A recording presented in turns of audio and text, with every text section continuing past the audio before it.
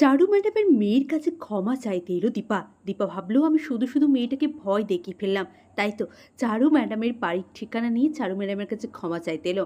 তারপরই সমস্ত পরিবারের সাথে দেখা হয়ে গেল দীপার।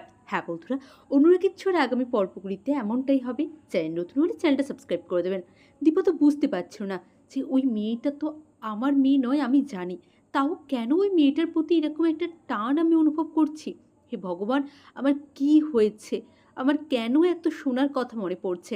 ওই মেয়েটার দিকে তাকালেই যেন মনে হচ্ছে যে আমি আমার সোনা মাকে দেখছি। ওইদিকে চারু, চারু তো সূর্যকে বলেছিল যে এখানে যে থাকে তাকে দেখলেই তুমি প্রেমে পড়ে যাবে, যাকে বলে লাভ অ্যাট ফার্স্ট সাইট। চারু তো আর যায় না, অলরেডি সূর্য তার প্রেমে পড়ে আছে। সূর্য মন প্রাণ দিয়ে যাকে ভালোবাসে সেই মহিলা। ওইদিকে সূর্যর যেন মনে হচ্ছিল যে এখানে দীপা আছেই, দীপার মতন সব কিছু, দীপার হাতের রান্নার গন্ধ, দীপার মতনভাবে ফুল দিয়ে গোটা রেস্টুরেন্টটা সাজানো। ওইদিকে দীপা রেস্টুরেন্টের সবার কাছ থেকে ওই চারু ম্যাডামের ঠিকানাটা নেয়।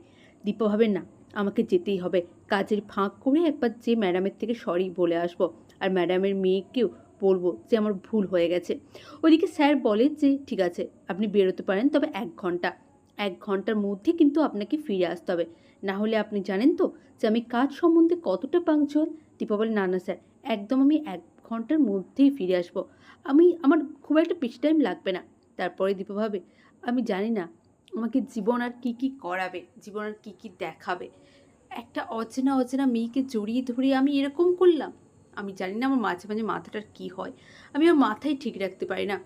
অনেক খোঁজাখুঁজির পরে অবশেষে অলির বাড়ি মানে চারুর বাড়ির সামনে এলো দীপা।